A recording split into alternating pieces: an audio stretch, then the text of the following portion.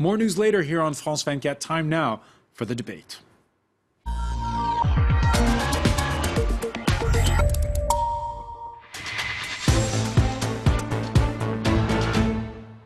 They rejected dialogue. They chose violence. The words of Egypt's president, Abdel Fatah Al-Sisi, blaming the Muslim Brotherhood for the bloodbath that followed the July 2013 overthrow of his predecessor, the now jailed Mohamed Morsi. In a wide-ranging interview with France 24, Sisi drawing the link between Hamas and jihadists in Syria and Iraq, more broadly, painting himself as a rampart against Islamists. The interview comes on the day Cairo announced the arrest of yet another senior figure from the Muslim Brotherhood, former government minister Mohamed al-Bishir. And with liberal activists, even foreign journalists from Al Jazeera behind bars, what direction for Egypt? Is the crackdown justified? Nearly 4 years after the fall of Hosni Mubarak, which way is the Arab world's largest nation heading? Today, in the France 24 debate, Sisi's Egypt.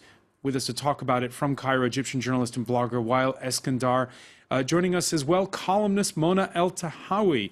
Welcome to the show. I want to welcome here to our studios political economy consultant Mohamed El-Afri. Welcome back to my pleasure. Thank you. To the show as well. The France 24 debate, where you can join the conversation on Facebook and Twitter. Our hashtag F24Debate. We have all the conditions for Egyptians to live in peace. Those are the words of Egypt's president who drew that parallel between Hamas and the radical groups that have been operating in the Sinai. He spoke to France 24's Mark Perlman and Sonia Dridi.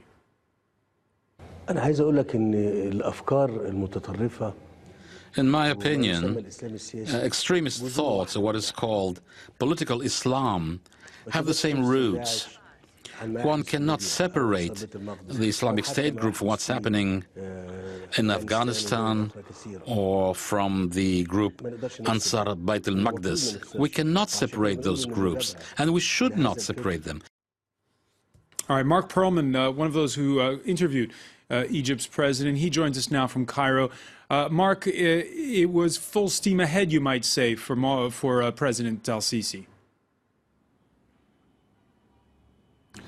Yes, clearly the president's message was very clear. There is a need to tackle head-on what he calls political Islam.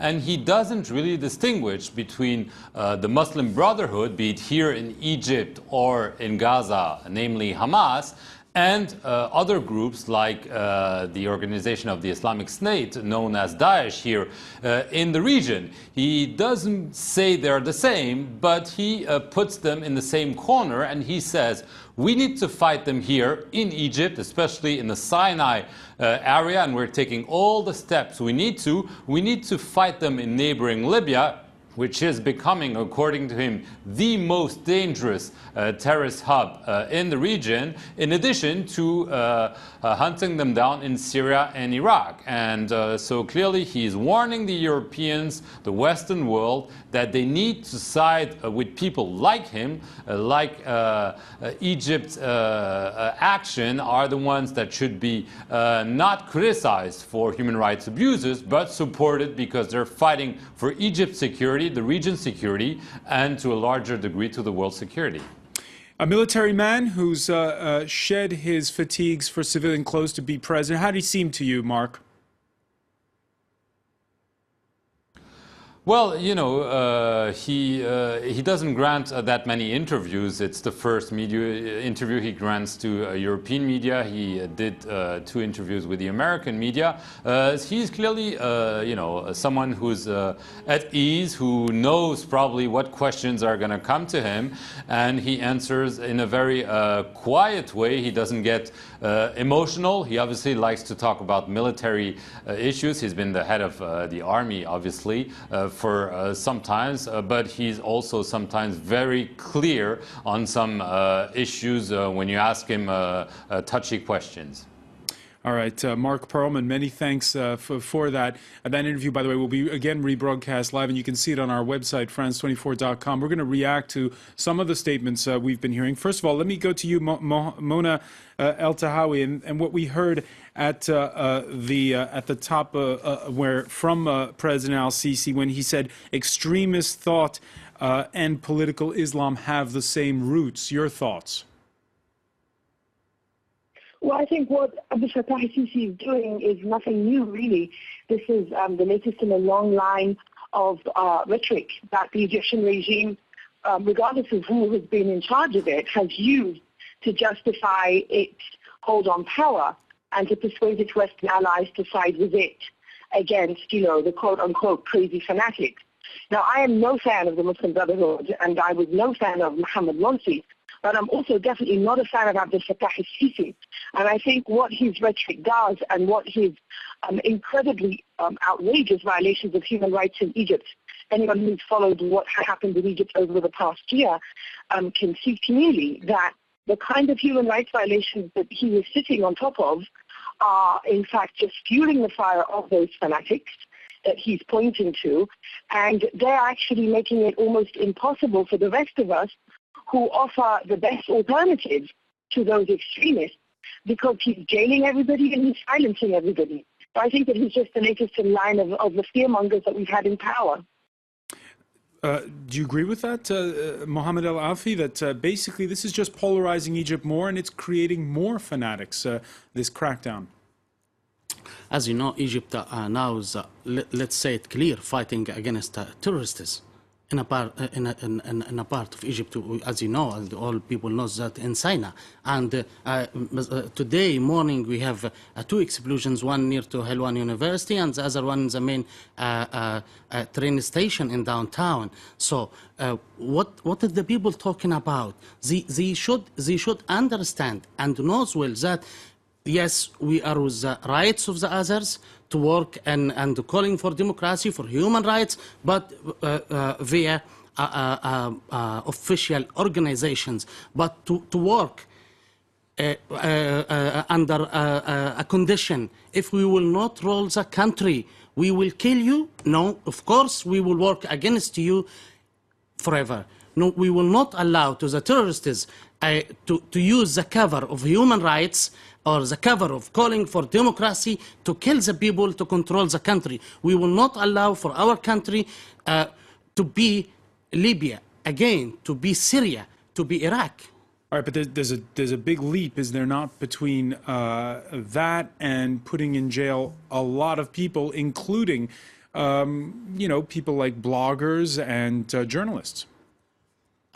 As you know, there is an President Sisi issue on a law a few days ago to allow to him to transfer the arrested journalists, especially the foreigners, if they are not accused them before they are working against national security of Egypt. If there is not, it's a normal, he will release them to their country. But if you are talking about Egyptians, journalists or something else like that, I think they are under the Egyptian law. Of course, if there is no something against them, they will release them. Today, most people blaming Egypt, especially in media, inside and outside. We are everywhere in the world. The people respect law. There is no comment for the judgment. So why the people would like from all over the world to blame the courts in Egypt, to blame the law? You must respect our law as we respect your law and you respect your system. Let's go to Cairo again and join this time Wael Eskandar, Egyptian journalist and blogger. Thanks for being with us here in the France 24 debate. We're talking, Wael, about remarks that President Sisi made on our channel, talking about this connection, he said, between extremist thought and political Islam. What's the mood right now on that score in Cairo?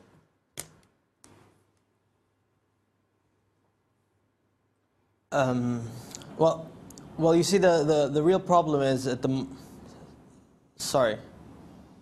Go ahead. We're listening. I can't hear very loud. Okay. Yeah, there is a real problem at the moment that we have is that everything that is happening in the country is related to a fight against terror, a fight against extremism, you know, and this is just like the question of national security is always in place. But I think the real problem is that people don't address the injustices that happen in the name of national security.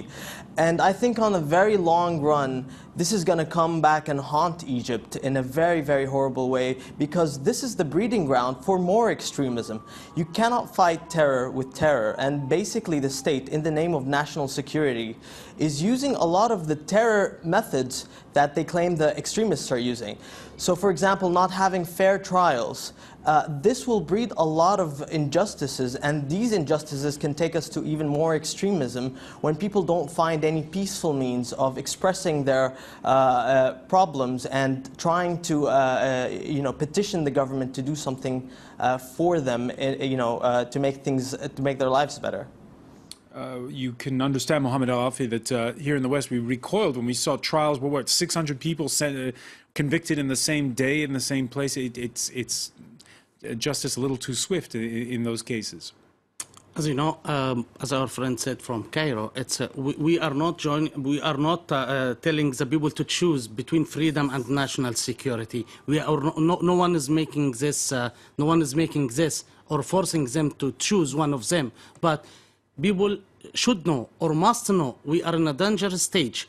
Now, for example, if you are working against your country, what, for example, let's make a big question and ask all viewers and the guests too. If you are working against your country and your country has the documents against you, what is the situation will be? I think the first step will be to general attorney, then to the court. Then it's according to the law of your country, of my country. But if now you are telling me the country can't save the people inside the country, the government can yes, but we're saying in the name of this fight against radicals to have these mass trials, for instance, doesn't it just undermine the authority of the state? Yes. No. Let me clarify. Now Egypt really is fighting against terrorists. But the problem now is we have a big part of people don't like to understand that we have to support this government and this president to save to win against this terrorists and to save peace at the same time. But if you will continue. Now, the government can't save peace. The government can't serve the people. The government can't save security. You are working against your national security by making a discrepancy to the Egyptian people to destroy the country. Let's work together. Let's work together. Mona El-Tahawi, let me ask you. Yeah. Mona El-Tahawi, your thoughts right now on rule of law right now in Egypt? Well, you know, this is the thing. I think we need to express this very starkly. Abdel Fatah Al-Sisi has executive power as president. Because we don't have a parliament in Egypt right now, he also has legislative power that he has taken upon himself, and almost every day he is issuing incredibly repressive laws that nobody can challenge. The judiciary is also on his side because most judges in Egypt were appointed by the Egyptian regime under Hosni Mubarak. The police are on his side. The media are on his side because many journalists have been frightened into either silence or have been jailed. And the streets belong to him because of an incredibly repressive protest law. So what rule of law are we talking about? What avenue do we have to oppose Abdel Fatah al-Sisi and his regime? Basically none. So I would beg to differ with your studio guest, and I actually think what he's saying is complete nonsense, excuse me, but what rule of law? What respect and how dare a regime use national security under these conditions? where Egyptian jails are filled to the brim with not just adults but children as well. There are more than 20,000 people in Egyptian jails, most of whom have not undergone any kind of trial, let alone the unfair trials that you mentioned, the mass trials and the mass death sentences. So what are we talking about here? We're really talking about a fascist dictatorship that is using national security to silence its opponents. It's that simple. All right, disagreement on that. Let's talk about the actual situation from these Islamist radicals. Last week, fighters in the Sinai Desert claiming responsibility for the attack on a military barracks and pledging allegiance to Islamic State jihadists fighting in Syria and Iraq.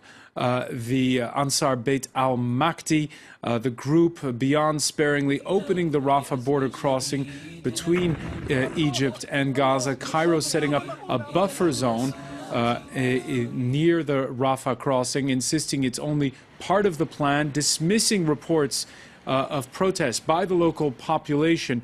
President Al-Sisi saying that the locals near Rafah agreeing to be evacuated and that in any case they'll be rehoused.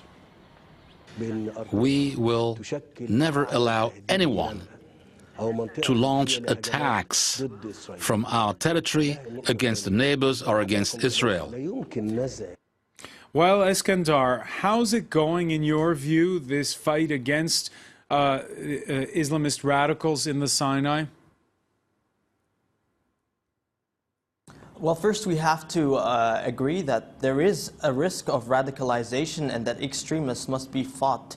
But I think that the problem is with fighting them is that their ideas are not addressed at all. I think the problem is that using more violence and power against them is not actually working out very well. We've seen the war on terror and the pledge and the policies in order to fight the war on terror, but obviously it's increasing. So obviously it's not really working out very well. You see, the problem is that right now the country is, and the regime is violating the constitution that it asked everyone to back up. So right now it's just a matter of military commands in the name of national security, and we don't know,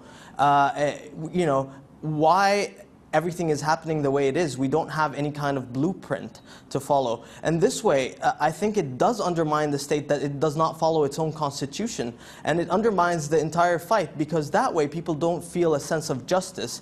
And I think, and I'm very afraid that a lot of the people who already have ideas of like very radical Islamism might join the more extremist radicals and create more violence. But what do you do in the Sinai? How do you deal with the problem there? And do you basically seal off the border between Egypt and Gaza as well? The question of Sinai is a very complex question, but it's a result of so many things that have happened in the past, I think. The problem is that we've always said that Sinai needs real development. It needs to feel that it's part of Egypt, but it doesn't work if you just only oppress the people without giving them any kind of escape, some kind of economic stimulus, some kind of rights. It's very, very poor working conditions there, and people aren't very well treated. So the problem then becomes, how do you gain over the community? And I think not a lot of effort has been done that way, because when all you have is a hammer, then all problems look like a nail. All right, we come back and pick up on this point with the rest of our panel. Stay with us. You're watching the France 24 debate.